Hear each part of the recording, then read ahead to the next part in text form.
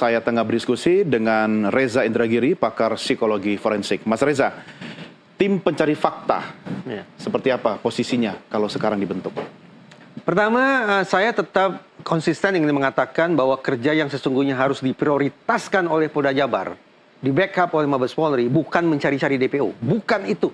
Tapi eksaminasi ke titik hulu guna mereview kerja-kerja saintifik pada tahun 2016. Itu satu. Yang kedua, persoalannya adalah tampaknya kepercayaan publik terhadap Polda Jabar dalam kasus Cirebon ini berada pada titik nadir. Itu sebabnya apapun yang dilakukan, apapun yang dikatakan, serta-merta memantik sinisme masyarakat. Tidak usah disurvei lah. Silakan saja baca komentar-komentar para netizen di seluruh tayangan televisi, di seluruh tayangan podcast. Hampir semuanya sinisme terhadap institusi kepolisian. Dan itu kita sesalkan. Nah, atas dasar itu, maka menurut saya, eksaminasi yang harus dilakukan adalah eksaminasi yang formatnya hybrid, mixed. Menggabungkan antara tim Polri dengan representasi masyarakat. Inilah satu-satunya pendekatan yang menurut saya mudah-mudahan bisa diharapkan, bisa diandalkan untuk mempersempit jarak antara Polda Jabar dalam kasus Cirebon ini dengan masyarakat secara luas. Kalau eksaminasi hanya dilakukan, istilahnya adalah dependent examination, artinya eksaminasi sebatas secara eksklusif dilakukan oleh otoritas Polri sendiri, saya tidak yakin. Saya tidak yakin jarak itu akan menyempit. Justru boleh jadi akan semakin meluas. Jarak apa? Jarak antara kepercayaan masyarakat dengan otoritas Polda Jabar khususnya dalam kasus Cirebon ini. Tapi sebaliknya, kalau kemudian eksaminasi itu dilakukan dengan format hybrid, menggabungkan antara otoritas Polri dengan representasi masyarakat, sekali lagi, mudah-mudahan tampaknya inilah satu-satunya jalan yang diharapkan akan bisa mempersempit jarak itu. Anda bersedia masuk dalamnya?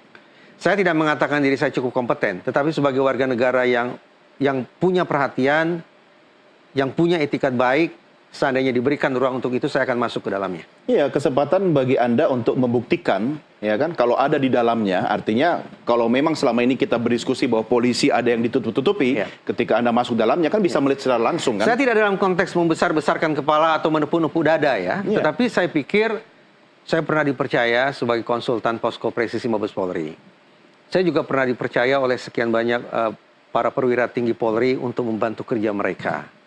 Itu artinya mudah-mudahan selama ini terukur itikat dan ikhtiar saya untuk membantu Polri itu terukur. Ya, karena itulah Anda ada di sini sekarang. Oh gitu ya? Iya, kalau bukan Reza Indragiri yang kita kenal, ya ngapain saya undang ke sini gitu kan? Baik. Artinya pernyataan Anda, Mas Reza, itu bisa mewakili juga berbagai pertanyaan-pertanyaan yang ada di benak masyarakat yang perlu jawaban. Dan jawaban itu harus keluar dari mulut satu institusi, dua ahli. Ya. Kalau penyidik nggak mungkin kita tanya sekarang. Pak Rudiana juga nggak mungkin kita tanya sekarang. Dan tidak perlu ditanya lagi, karena Rudiana udah bersih. Ya, kok saya kesannya masih penasaran gitu kan. Tapi cobalah untuk ikhlas gitu. Saya mungkin ikhlas ya, tetapi bagaimana dengan keluarga korban? Salah satu keluarga korban yaitu Eki juga Pak Rudiana. Saya belum pernah dengar statementnya secara langsung terkait kasus ini. Kira-kira dikunci atau diapain itu? Tidaklah. Untuk apa dikunci? Orang yang ini bersih, bukan konotasi negatif ya, tidak ya? Personil Polri yang dinilai tidak melanggar etik apapun, untuk apa dikunci? Ya, kenapa tidak statement dong? Silakan tanya saja kepada yang bersangkutan. Nah, saya tidak bermaksud juga mendramatisasi ya, tetapi ini sungguh-sungguh saya sampaikan ke posko Mabes Polri, posko presisi Mabes Polri, pada awal-awal terkuaknya kegemparan terkait kasus Cirebon. Dalam salah satu WhatsApp saya ke petinggi posko presisi Mabes Polri, saya tulis, saya bersumpah. Coba, saya sampai begitu. Belum pernah saya seumur umur sampai mengeluarkan kalimat seperti ini. Saya bersumpah.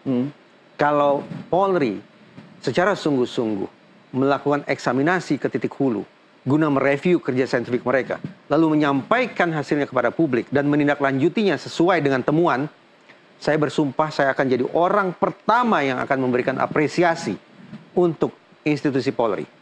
Anda saja sampai bersumpah. Namun sampai hari ini, saya belum bisa menepati sumpah saya itu. Ya, karena belum terrealisasi apa yang menjadi ekspektasi saya. Justru sebaliknya. Jangan-jangan Anda berani bersumpah karena Anda yakin tidak akan pernah terrealisasi. Oh tidak, karena justru saya sebetulnya yakin bahwa pertama, Polri sendiri yang mengklaim bahwa di dalam organisasi mereka itu sangat banyak personil Polri yang baik, yang profesional, yang bertanggung jawab dan seterusnya. Ya, yang jelek itu oknum. Oknum, sehingga tidak ada persoalan, tidak ada kesulitan semestinya untuk meminta pertanggungjawaban para oknum. Satu, karena jumlah mereka sangat kecil. Kalau kita asumsikan mereka jumlahnya kecil. Yang kedua, Polri juga yang berulang kali meyakinkan masyarakat bahwa kami mengungkap kasus dengan pendekatan saintifik. Itu kata Polri sendiri. Nah, silakan review berarti. Konsekuen saja, lakukan review untuk menakar, saya ulangi sekian kali ini, takar ulang, review kerja saintifik mereka dalam kasus Cirebon. Ya, kalau mengutip statement Kapolri yang tadi Anda katakan, ya soal bagaimana direview secara saintifik, bukankah itu sebenarnya pernyataan Kapolri yang dengan bahasa obrolan warung mengatakan bahwa anak buah gue sebenarnya nggak kompeten ini pada waktu kasus ini gitu. Jadi ini buka borok sendiri nih, sementara Kadif Humasnya berkata profesional, kehati-hatian, dan tidak ada kepentingan tertentu. Ya. Simpulan, memang di samping kerja-kerja penegakan hukum, mengurai kembali benang kusut kasus pidana ini, komunikasi Polri, baik itu ke publik maupun sesama mereka sendiri, harus betul-betul dibenahi. Ya. Kalau tidak, dari hari ke hari, tampaknya kepercayaan kita akan kian terdegradasi. Ya, harusnya ada upaya komunikasi krisis, yang terjadi malah makin krisis ya. Kadang-kadang muncul ekspresi-ekspresi barangkali untuk mencairkan suasana, tetapi tidak begitu pada tempatnya. Yang tempo-tempo saya lihat ditampilkan oleh teman-teman di Humas. Nah, mudah-mudahan itu juga bisa menjadi koreksi. Untuk menunjukkan bahwa ya kita sungguh-sungguh. Kita punya keseriusan untuk menguraikan benang kusut ke belakang, dan memastikan jalan ke depan lempeng daripada yang kemudian banyak diperguncingkan oleh masyarakat. Ya, ada waktu kurang lebih 1 minggu sampai tanggal 1 Juli 2024. Dalam beberapa hari bisa saja ada hal-hal yang terjadi. Apa yang akan terjadi ketika kemudian polisi memang sengaja mengulur waktu sehingga nanti P21 sehingga langsung masuk pada sidang perkara atau? Saya akan menggunakan kalimat positif ya. Jadi saya tidak sedang menyusun redaksional kalimat dengan penuh prasangka, tidak. Tapi kalimat yang positif. Dukungan yang konstruktif bahwa untuk memastikan bahwa proses penegakan hukum ini bisa berlangsung secara tanda petik sempurna, seluruh alat negara perlu hadir. Polri, khususnya Polda Jabar, perlu didampingi secara ketat oleh Kompolnas. Hakim tunggal yang bekerja di pengadilan negeri juga perlu ditempel secara ketat oleh komisi yudisial. Dengan kehadiran komisi-komisi semacam itu, mudah-mudahan seluruh lembaga penegakan hukum ini akan bisa bekerja secara prosedural, proporsional, dan profesional. Plus, ini perkataan Kapolri yang luar biasa, memenuhi rasa keadilan. Luar biasa loh ini. Ini beyond bahasa-bahasa normatif, memenuhi rasa keadilan. Artinya, sungguh-sungguh merupakan kewajiban yang tak bisa dielakkan oleh seluruh personil Polri, terutama di Polda Jabar dalam kasus ini, adalah membaca ekspektasi masyarakat, membaca dahaga para terpidana dan keluarga mereka akan keadilan. Kan gampang saja kalau Kapolri tinggal perintahkan anak buahnya, kenapa harus statement keluar seperti itu? Bagian dari strategi komunikasi krisis kah? Kadang begini, menjelang akhir, kepaduan itu agak berkurang. Sudah mulai... kekompakan itu mulai agak berkurang. Ketika ada tanda-tanda gerbong mulai berjalan, penumpang seolah sibuk mencari kursinya masing-masing. Mudah-mudahan ini ilustrasi fiktif belaka yang tidak akan menjadi kenyataan. Kita sedang tidak membahas Titanic yang karam itu kan. Kemudian semua orang berlompatan seolah-olah SDM kan selamatkan diri masing-masing. Mudah-mudahan tidak begitu kan. Akhirnya Kapolrinya pun juga ditinggalkan begitu. Menjadi kesepian. Tapi mudah-mudahan ini hanya sebuah ilustrasi fiktif belaka.